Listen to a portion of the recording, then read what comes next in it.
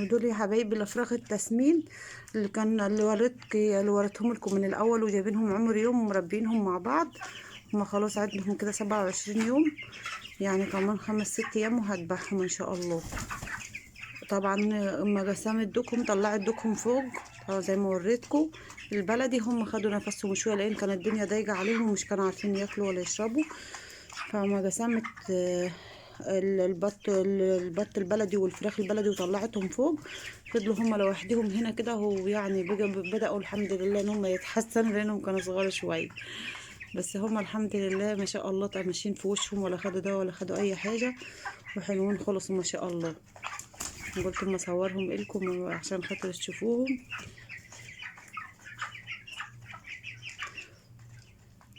وقلنا طيور تانية تحت انا هصورها لكم، وز وبط برضو، عشان كده ايه دي تبقى جولة على الطيور النهاردة ان شاء الله. دول الفراخ البلدي بتاعتنا. عندنا طبعا ايه 10 بديك يعني.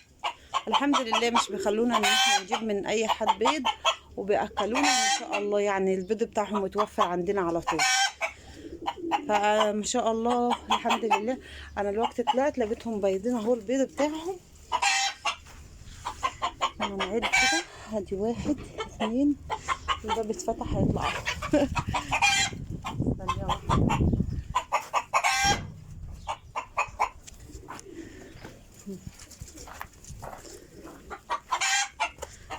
ما شاء الله لا قوة الا بالله. ادي 1 2 3 4 5 بيضين 10 بيضات. هم 10 وبيضين 10 ما شاء الله. طبعا هنحطهم كده معانا تحت عشان ايه نفطر منهم ونتعشى نعمل اكل منهم. لا هما الحمد لله مش بيخلوني اشتري بيض من بره خالص، ولو عايزه عندي فرخه راكده ولا حاجه بركض برضه الحمد لله. ده الاكل بتاعهم طبعا اللي خلاهم زادوا البيض كده. هما كانوا كل يوم بلاقي تحتهم 4 أو 5 أو 6 بالكتير 7، بس هما زاد البيض بتاعهم عشان خاطر انا بحط لهم مكون قلته دلوقتي هو ده اللي خلاهم زواد الاكل، زواد البيض بتاعهم. المكون ده الرز الشعير اللي احنا بنبيضه يبقى رز ابيض. ده طبعا كانوا يديله الارض عشان يزرعوه. الرز ما طلعش يعني، خمروه في البتاع عشان ينبت كده، وبعد كده يفردوه في الارض. بيخمروه الاول في الميه، قاموا مخمرينه يومين ما نبتش، فطلعوه لي للطيور فوق وقالوا لي ما عادش ينفع ما ينزرعش. فانا الحمد لله اجى من حظ الطيور بتاعتي فردته في الشمس، وبحط لهم بقى منه. وهو مغذي جدا جدا حلو خالص، هو اللي خلى الفراخ تبيض يعني كل يوم يبيضوا كده. مش كنت بلاقي البيض ده كله، يعني كنت بلاقي 5 6 7، بس الحمد لله لقيت النهارده 10 يعني لما اكلتهم منه. وهنمشي برضو على الجولة بتاعت الطيور بتاعتنا. لسه هنشوف الحمام. ده الحمام بتاعي ما شاء الله لا قوة الا بالله. طبعا انا كنت مربياهم 3 جوز، وما شاء الله على الوقت ده الانتاج بتاعه، لان احنا مش كنا بنذبح منه يعني، كان اللي بيجي بسيبه لغاية ما كتر بيجي حوالي دلوقتي 25 جوز. فسايبهم مش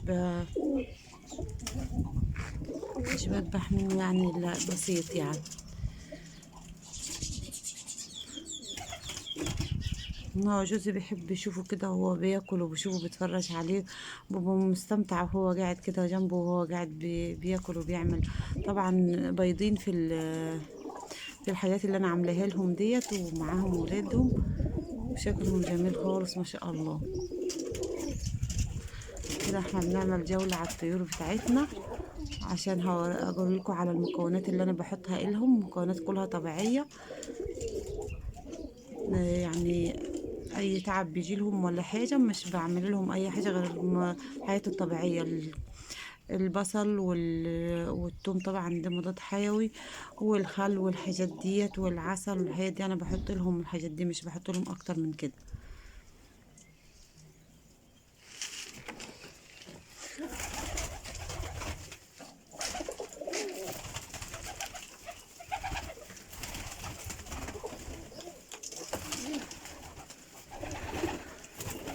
خايف يجي على الاكل كده.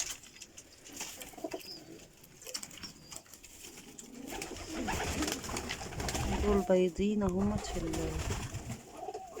بيضين ومطلعين ما شاء الله. ده كلها ولدة صغيرة اهي. في ولدة تاني هنا.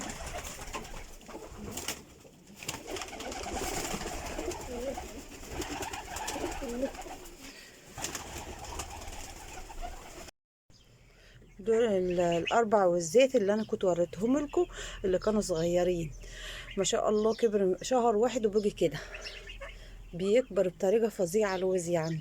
وما باكلش اي حاجه غير العيش والبرسيم والحياة الخضره وكده. ما شاء الله عليهم. هوريكم كمان البط اللي كان معايا.